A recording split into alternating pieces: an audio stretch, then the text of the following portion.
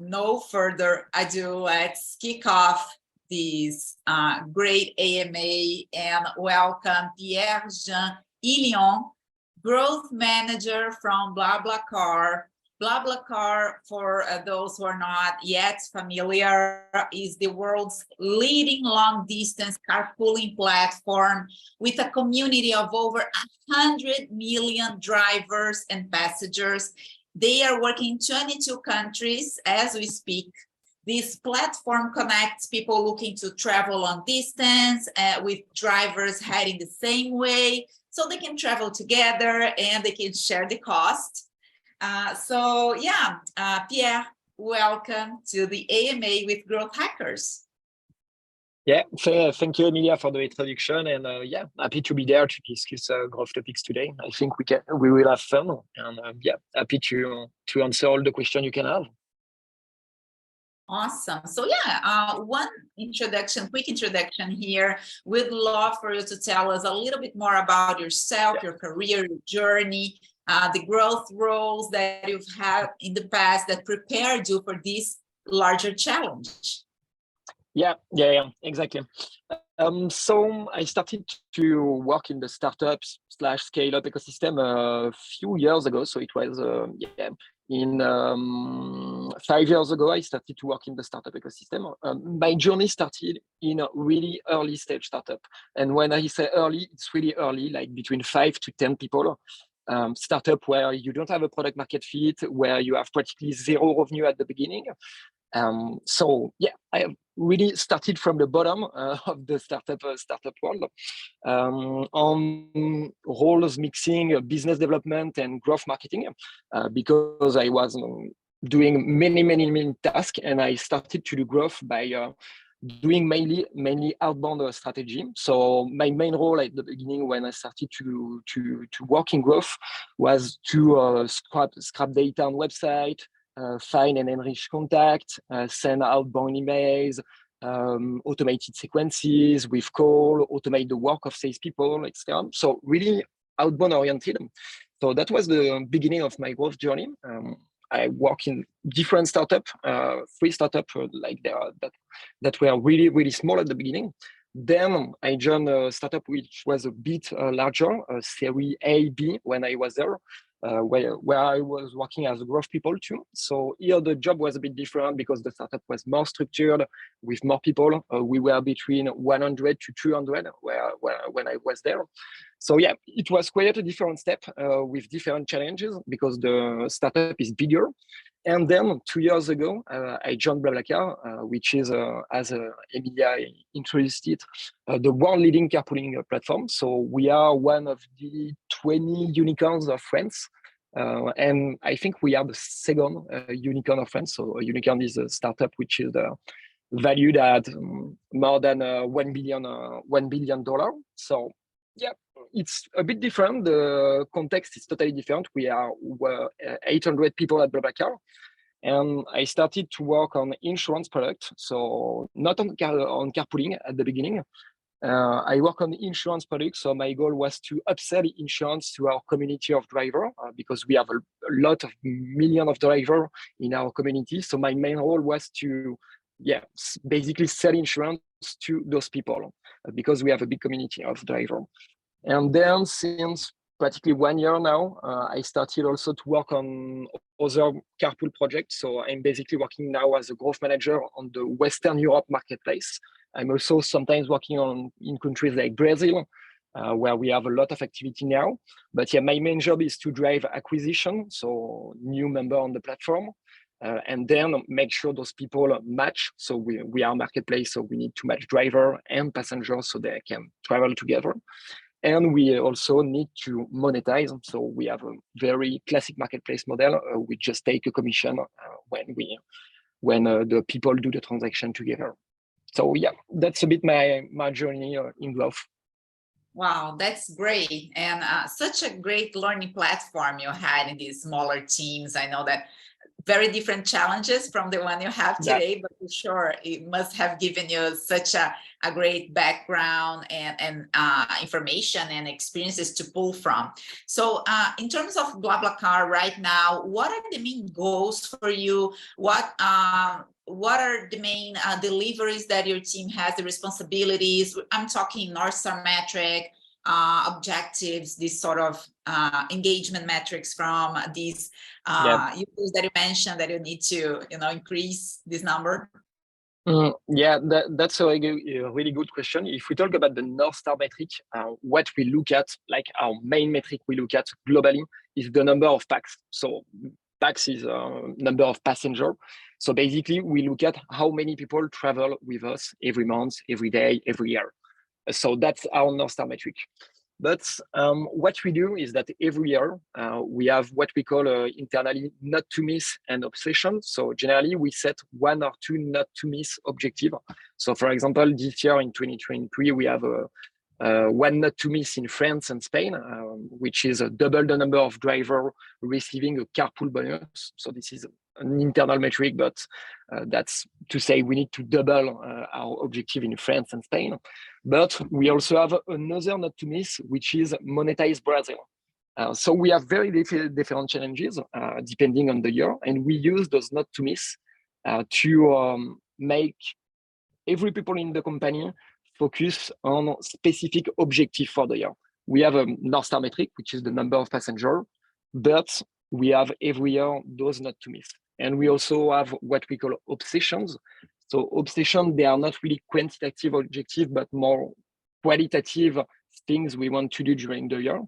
So we have one which is make passenger happy. So basically, we just want to have a good NPS, etc., and provide a better experience on the marketplace. So those are kind of not really North Star metric, but metric that will matter for the year. That's all great. And based on these metrics, can you share a little bit more on what your team has achieved, a little bit more on the backstage, on experiments that have worked for you to achieve these milestones on these metrics? Yeah, I think one of maybe the biggest challenge at BlablaCar, and probably I think it's the main interesting thing for growth people. What we do when we enter a new country is at the beginning, we don't monetize it. So for example, we don't take fees at the beginning. So we just go to the market, enter the market, start activity. And as we are in marketplace, it's quite difficult at the beginning to have the sufficient liquidity to make the experience great on the marketplace. So what we do is that at the beginning, we don't monetize the country, so we can grow faster without monetization because passengers don't have to pay the fee, and driver can price how they want on the platform. So this year, we started to monetize at the beginning of the year in Q1 2023, a lot of countries. So for example, we started to monetize in Brazil. We also started to monetize in Italy, in Germany. And this is very interesting because one of the main challenges is to make sure we don't lose too much people. We always lose a part of the user. So it's generally between 5 to 10% of the user traveling with us because they don't want to pay fee anymore. They were used to don't pay for the trip. So now we ask them to pay. So it's a big challenge to monetize and keep the activity on the platform. So yeah, that's one of the biggest challenge. And we started to monetize those 3 countries, so Brazil, Germany, and Italy at the beginning of the year. And our main objective was to not lose more than 10% of the activity. And we are, depends on the country, but we are always between 5 and 10% of activity loss. So that's a great achievement. And if you look at those monetization strategy revenue-wise, it's really a big new revenue line for the company because you start monetizing a country where you had a great activity, but 0 revenue before the monetization. So yeah, that's one of the biggest challenges and growth strategy I think we achieve in the beginning of the year. Yeah. Wow, that's really interesting. One question that came to my mind by listening to you is, where do you shift? You know, is there like a specific metric that you see from each of these markets that you can tell, okay, now it's time to monetize? Yeah, that's a really good question, because you don't have a perfect playbook for doing that, because what is the point where you consider you have a sufficient liquidity and you will not lose more than 10% of your activity, which is our threshold internally? It's very difficult to say it. So it's not very growth oriented, what I will say, but it's more a gut feeling decision than a data driven decision. Of course, you have a lot of data you can look at, like do you have a good match, a good success rate? For example, when a driver publish a carpool on the platform, do they have a good success rate? If they have a very low success rate, it's probably because we don't have many passengers asking for the trip, so we don't have sufficient liquidity. But we have a lot of metrics we can look at to say, okay, the marketplace seems to be good for the moment, but you don't know what will happen. And when you start monetizing, every country is different. You don't have the same level of fee. People don't react with the same behavior depending on the culture. So yeah, it's a decision which is a mix of data and pure gut feeling. So yeah, it's a bit difficult to do it. Yeah, and in here, as you describe, I also imagine that you must have this pure fintech, very heavy, the engine for you to run in all of these markets, different currencies, and as you mentioned, different fees for each country, for the specific, each country is specific to its own. Oh my, Yeah. that's a very complex operation, isn't it? Yeah, definitely. As you said, every market is different. In Western Europe, for example, you have many markets which are pretty similar. If you look at the metric of the marketplace, the way how people react when we do a specific strategy, it's sometimes similar. For example, if you take France and Spain, it's very similar countries. So that's interesting. But we are currently expanding in LATAM. So, for example, we are for the moment in Mexico, in Brazil. We are also in India, which are not Western Europe countries, so they are really different. And Brazil, for example, we have big challenges where in Brazil you have a lot of areas or cities where you have a lot of insecurity, and people don't trust a lot carpooling, because basically you will go for a ride with someone you don't know. So it can be a bit crazy to do that if you don't know that you are going to book a trip with a real person, which is kind, etc. So what we do, for example, in those countries where you have more insecurity, is that we rely a lot on a feature which is verified profile. Basically, we ask for people to verify their profile by submitting their driving license or ID.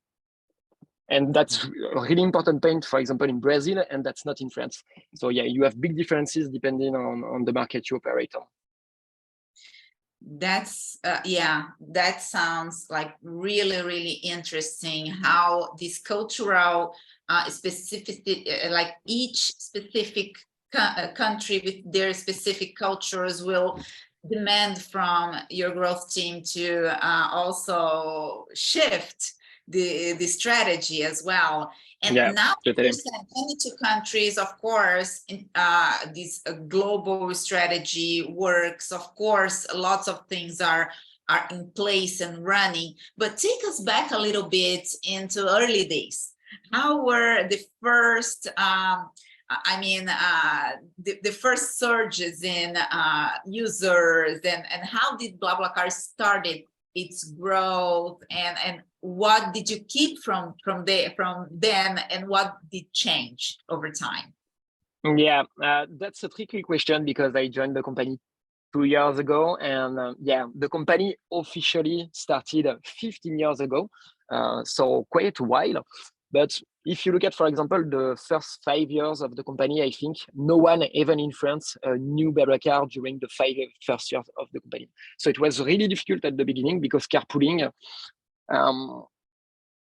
it was something people did before BlablaCar, but like informally, you didn't have a platform to match a driver and passenger. So it was really different. It was a bit crazy at the beginning when the story of BlablaCar started to say, okay, so we will create a platform when drivers publish their trip. We don't have professional driver like Uber. Those are people, just random people traveling from one city to another and say, okay, so I want to reduce my expenses. So I will propose to share my ride with someone who wants to travel and don't have a car. So yeah, at the beginning, it was a bit crazy and it was very long to kickstart growth. So yeah, if you want to, I think, create a marketplace, especially if it's kind of a new concept, I think it's really difficult to kickstart growth. You need to, really be eager to do the things. And basically, when it started, is because people started to get the value of the product. We had a real product market fit. I think that's the first thing to remember. We had a real product market fit. The product was good. We played a lot on trust. Trust was a really important element at the beginning. So we introduced, for example, ratings, comments. So people can say, okay, this driver is a good driver. He has a good driving habits. He's kind. He likes to talk, or he don't like to talk. So those are some elements that make people enjoy the experience, find it funny. Yeah, that's many combination of many elements, but yeah, you need to have a good product, strong product market fit, of course, have sufficient liquidity if you're a marketplace. So you need to both have a lot of demand and a lot of supply, because if you don't have one, or if you just have let's say supply and no demand, driver will not be happy. But if you have demand and no supply, passenger will want to book ride, but they can't. So yeah, you really need to play on the both sides of the marketplace, and that's really important too. Yeah, that's a bit the complexity of businesses like that. Yeah, and it's quite different. The business model is quite different from the ones in other riding apps that we do have and use, where you have professional drivers. Yeah. So that's very different from the situation that BlablaCar works with. It's common drivers getting to their on their way, commuting to work or traveling and taking. I think it's really bright how you were able to overcome these cultural challenges. It is a market that forever existed, right? But putting installing technology into it, and of course solving so many problems, and trust being, I think, one of the top three for sure, plus demand and all of that. I think it's quite brilliant. We do have a few questions here for you, Pierre-Jean, from the community. We have some on the chat. I'll get to those soon, okay? Keep them coming, everyone, and welcome again. We have a lot of people joining now, so welcome who just joined. But we did have quite a few questions sent previously. One of them, someone says, I'm a brand new, young growth marketer in a small, early product-led growth tech startup. Right now, I'm learning how to use our data tools for the first time. So this person says they're using Amplitude and Google Analytics, and they are overwhelmed. Yeah, it's open-ended. They have a lot of autonomy and they want your opinion. Do you have any specific tips for managing their day-to-day? What would you do if you were in their place?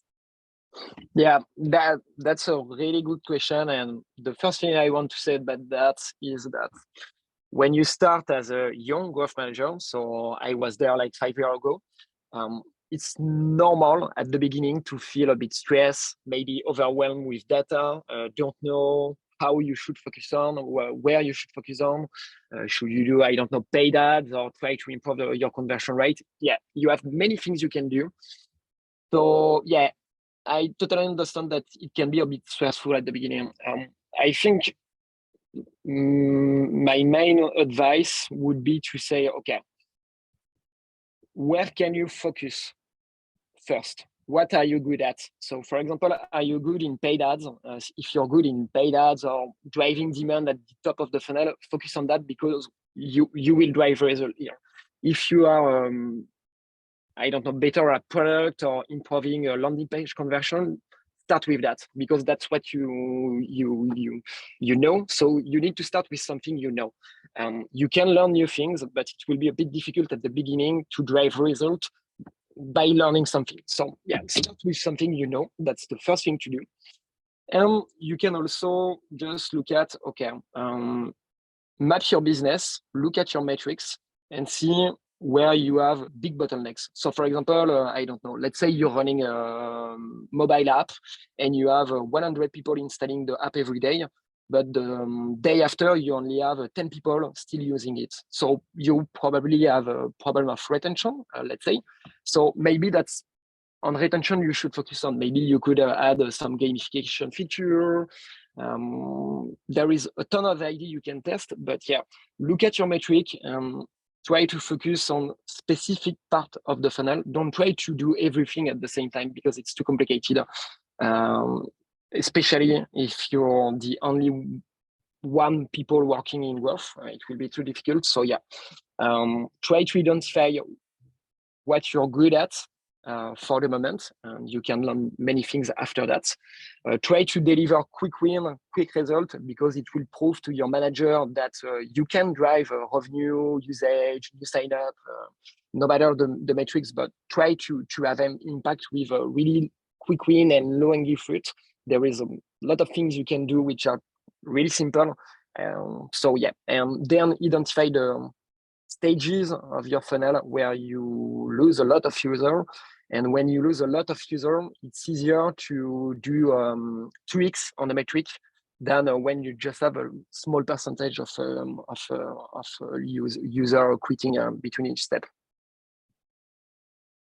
Great. That relates to another question that we had here from Terrell Timothy. He actually, it's very similar to this one as I mentioned, but with a twist. He's working in a community app. So is there anything, he's the growth manager for a community app. He asks for 3 things to kickstart growth. For community app, that's very difficult because, community, do we talk about something like social media or not sure, but okay. 3 tips for kickstarting growth. So I think the first thing is to make sure your community is engaged. So I will look at the engagement metric. So do people connect regularly on the app? Do they regularly do like your product critical event? For example, if we look at a community like GrowthHackers, at GrowthHackers, I think the team want that the community member publish article, comment article, maybe start discussion in the forum.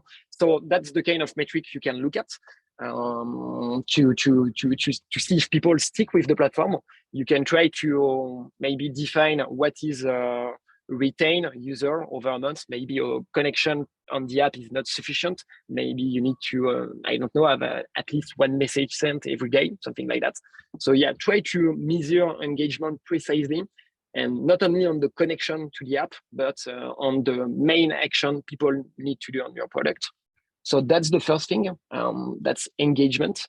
The second thing I think for our community is retention. It's very, it's closely linked to engagement, but you need to make sure like people deeply use your product, so they are engaged in the community and they continue to be engaged over time.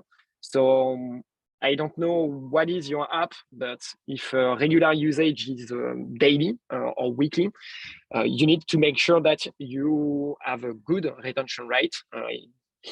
It can, and I think you can also measure your attention not only on the connection, but also on the product critical events. So that's the second tip. And for the third tip, I think in a community, you need also a certain amount of people. I was talking about the concept of sufficient liquidity on marketplace. I think in the community app, you kind of have the same problem when you don't have a lot of people in the community. New people coming to the community see that you don't have people in the community, so they leave the community.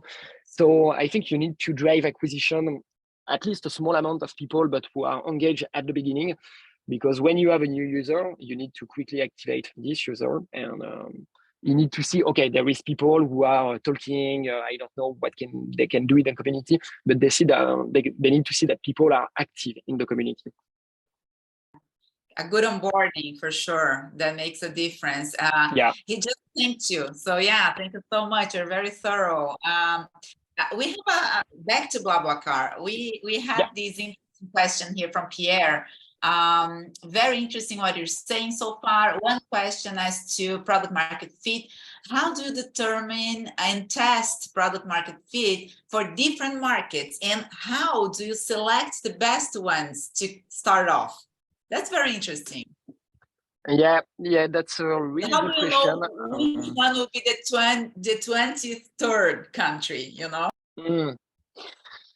Yeah, that's a good question because finding product market fit when you just start a new company and finding product market fit when you are an established company with a proven product market fit in a specific country and trying to see if your product will have the product market fit in a new country is very different.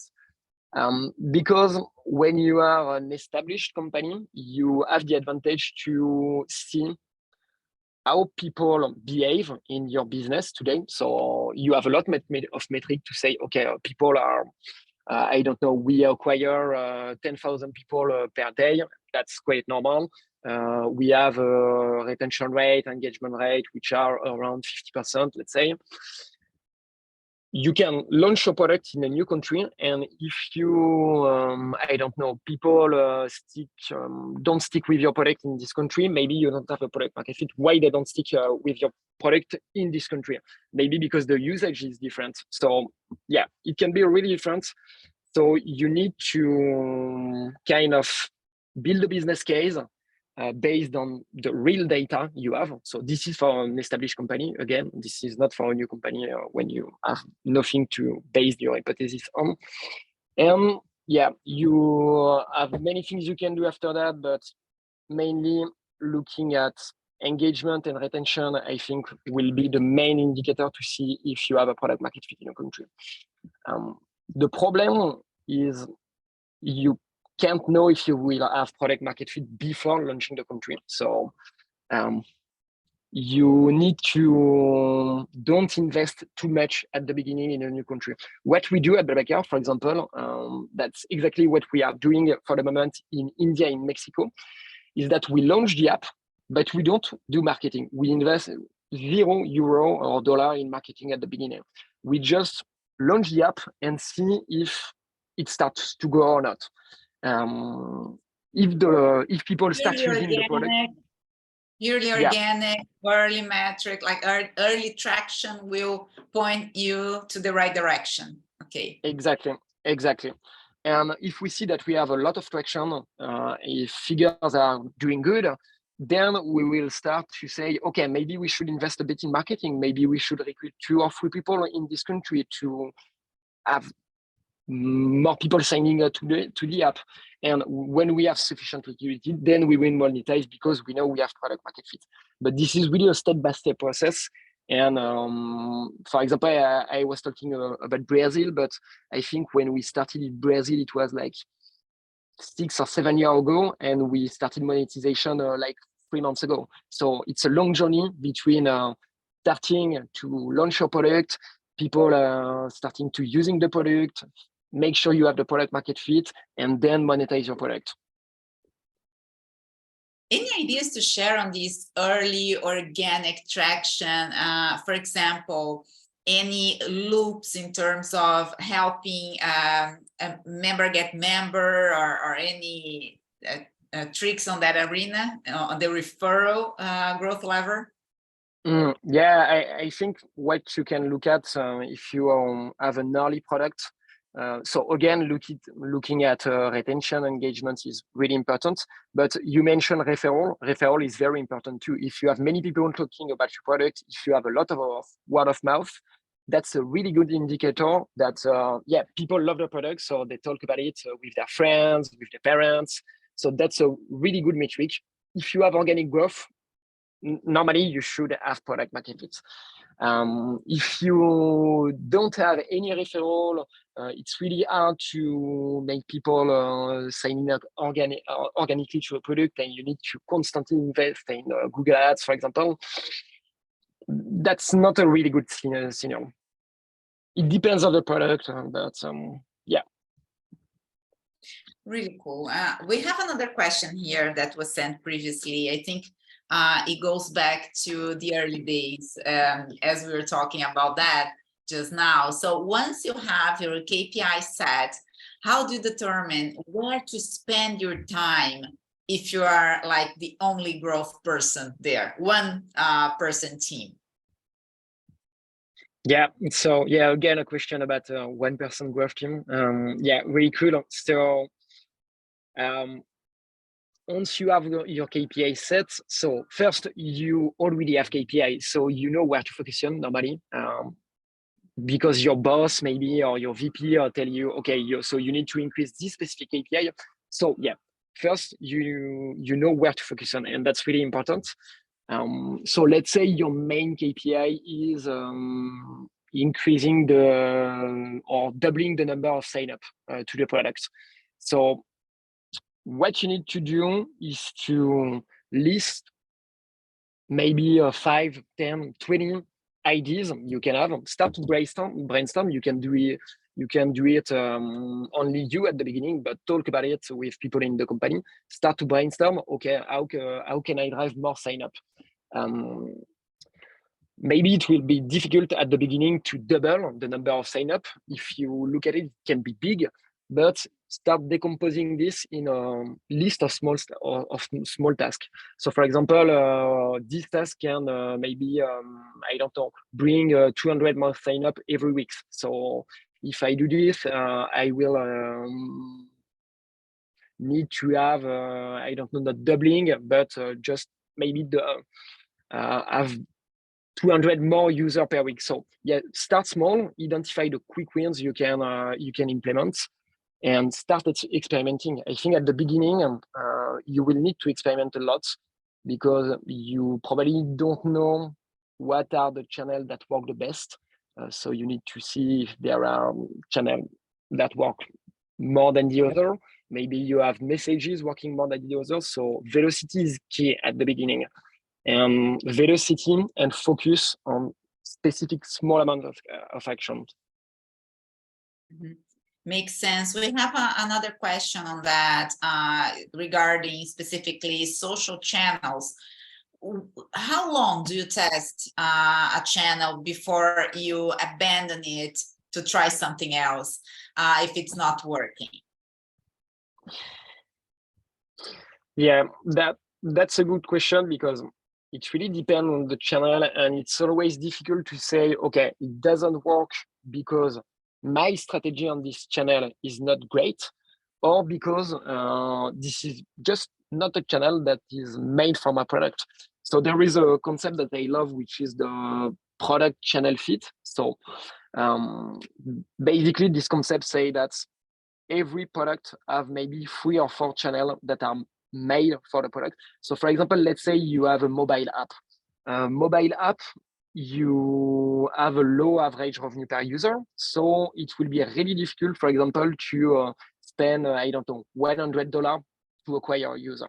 So maybe you should try a channel like referral, word of mouth, paid ads. It can work but with a small CAC, of course. So yeah, this type of channel which are made for practically every consumer. But if you're running an enterprise B2B product, I don't know, doing TikTok, for example, cannot be the best channel. I think here you will more do outbound, maybe some Google ads, partnerships, events. So you need first to define which channel can fit with your product and then test those channels. If you're in B2C, it's really easy to test a channel. Maybe in 2 or 3 weeks, you can say that channel works or not. You can start to do some Facebook ads, for example, test a few creative, maybe 10 or 20 creative, invest a few hundreds of dollars and see if that works or not. How much do you pay for your user? If you pay a lot, maybe this is not the right channel. So yeah, it really depends on the channel. So there is not a one size fits all answer, but yeah, you just need to first focus on the product channel fits. Yeah, it makes sense. And we go back to another question from Philip, and Sid Apai is here. He's one of the members of the Growth Master community by GrowthHackers. Yeah. And both of them are very curious on how BlablaCar starts a new market. If that's the thing with marketplaces, right? Is it chicken or egg first? Is it driver or passenger, or is it brand? And Sid builds on that question and asks, how do you get your first 100 rides in a new market, and how do you adapt when you're adapting value to a new market? So I will start by the second part of the question. So how do you adapt value to a local market? So generally, there is 2 types of market. So there is, for example, countries in Western Europe. You have a lot of trains, planes, buses. So it's not difficult to travel. So what you can do, your value proposition is to say you're cheaper than the other mean of transport. That's basically the value proposition. Carpooling is cheaper than traveling by plane, bus, or train. So that's basically the value proposition. That's the case in France, Spain, Italy, Germany, etc. But if you look at countries like Mexico, in Mexico, it's really difficult to travel by buses, by train. The network is not very good. So yes, you have the low-cost value proposition, but you also have a second value proposition, which is you can connect cities between them, which are not connected by trains, bus, planes. So you are a new mean of transport connecting cities that are not connecting between them without you. So the value can be really different depending on if you are a mature market in terms of transport network, or if you're a market which is not really well structured in terms of transport network. So that was the second part of the question. And to come back to the first part, which is how do you get your first 100 rides in a new market? Basically, what we do is, for example, that's how we started in India. We already had a lot of Indian people in the UK using the BlablaCar app. So we started, for example, doing push notification and email on those people because we knew they were coming back in India, for example, many times during the year, or they had family in India. And we started with specific marketing strategy to say, okay, the app is now available in India, you can use it, publish a ride, or let's go and book a ride on BlablaCar. So we were kind of faking the demand and supply at the beginning. And yeah, when you have a good product, people start using it. So we capitalize basically on our community. That was for India, but for Mexico, Brazil, we really started by doing at the beginning some paid ads, some integration, for example, with OTAs, like online travel agency at the beginning to just kickstart growth. And once you have a few people starting traveling, you start to having the word of mouth, etc. Then it's kind of a flywheel which is unstoppable. So it's really going deeper into the behavior and how in different places, people will face the different challenges regarding transportation. I think that also answers another Growth Master community member who's here, Patrick Clarer, wanted to know how to handle cultural differences. Surely is not a one fixed approach. So I think you just answered exactly that. So thank you for the question, Patrick. There is another interesting question here. I think that this one is something that we're all thinking about. How do you see AI being implemented into growth marketing, specifically in the following months and years? What are the potential use cases that you see beyond, of course, content creation and the obvious that we already have? Yeah. Okay, I'm a bit surprised it's the only one question on AI for the moment, which is the trendy topic of the moment. Likewise. But yeah, that's a good question because as it is mentioned in the question, content creation is the really obvious use case. But if you think a bit more deeper about what an AI can do, you can use it as someone in your team.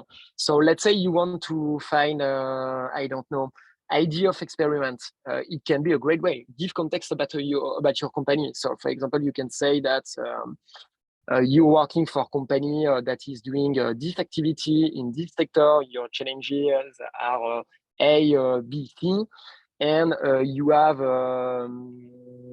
you lose a lot of users at this step of the funnel. Can you help me find experiment ID?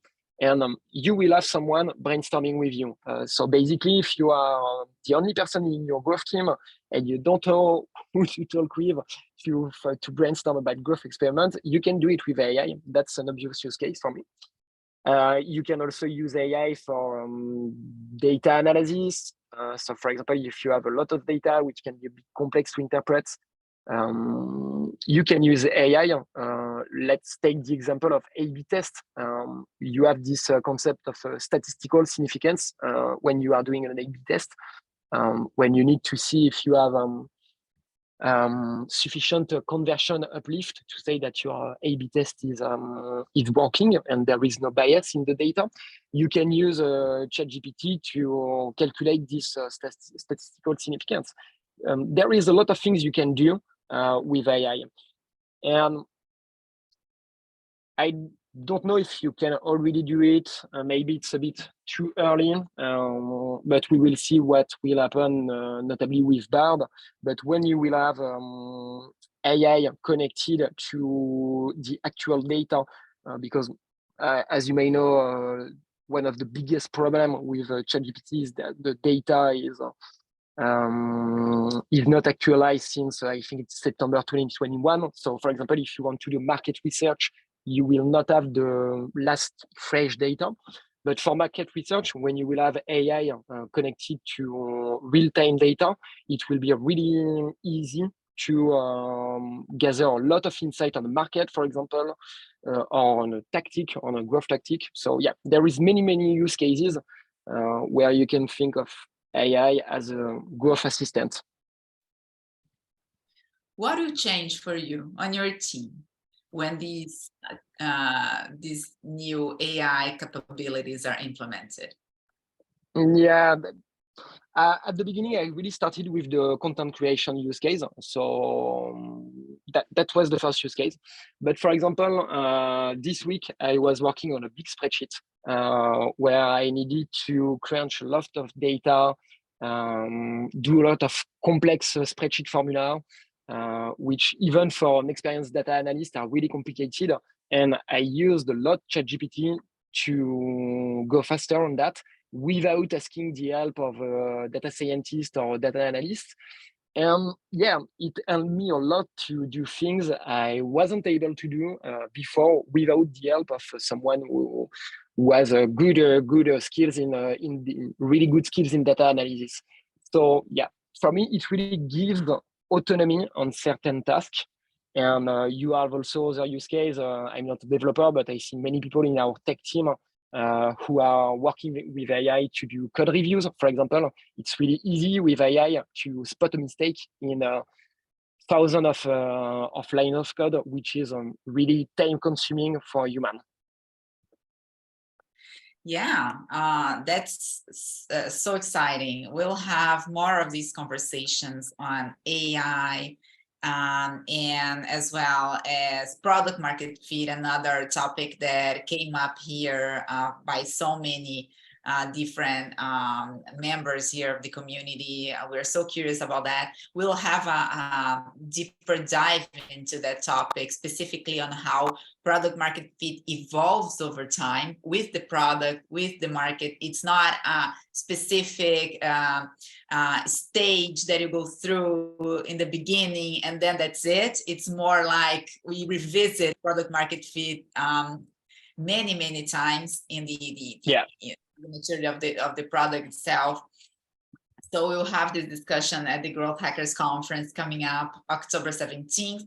Again, for the people who joined after we had already started, you're so invited to the GrowthHackers Conference coming up 100% live now. Yeah, we heard the requests and we moved fully virtual, so you can join us and for free as well to join the live stream. So a few last questions before we wrap up. Pierre-Jean, you were so kind, so generous with all of your answers and so thorough. Thank you so much. We do have another one. You mentioned in the early days you worked with outbound and all of that. Yeah. So we have Victor here who asked on the process of setting up a team to increase sales.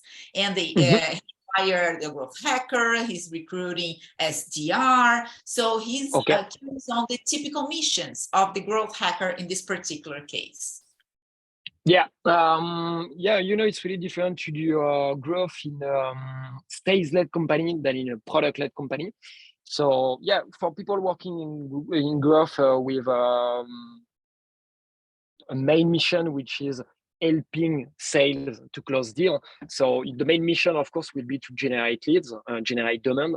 So there is a lot of tactics you can do to do that, again, depending on the product.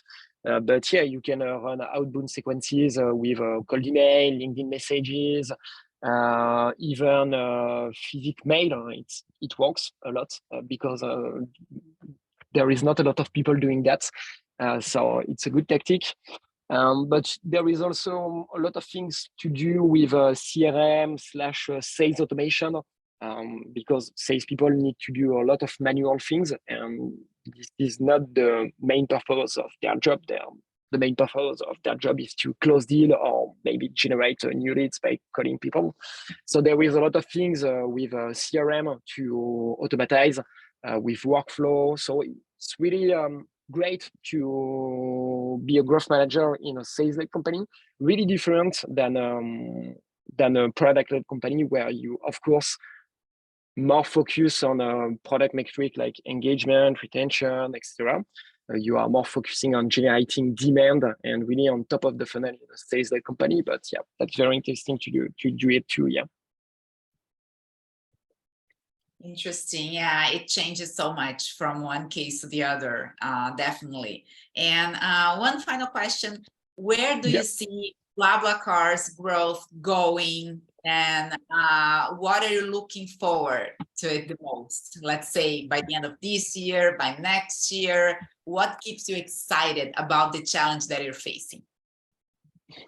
Yeah, so not at the end of this year, but we hope in a few years that we will do an IPO, and we will do probably an IPO in the US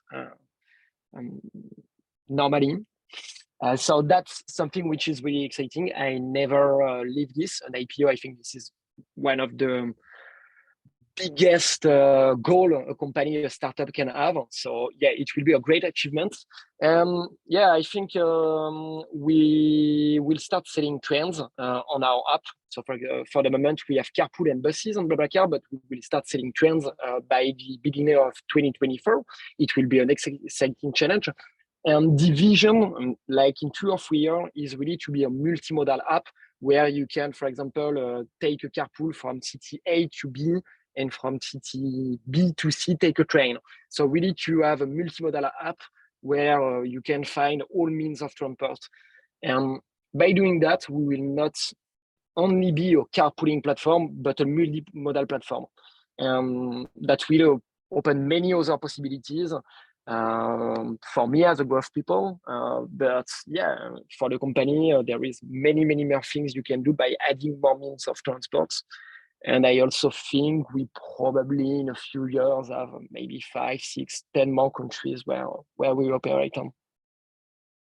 Wow, that's so exciting. Yeah, I hope to see all of that, specifically to see you and all of the team ringing the bell soon for that IPO. And thank you so much for joining us today, for being so thorough with all of your answers and helping all of us here. And thank everyone here from the Growth Hackers community, you who have joined, shared your questions. And I had a blast. I really hope everyone here also had useful information to take in from this session. And Pierre-Jean, you're welcome back anytime. Thank you so much.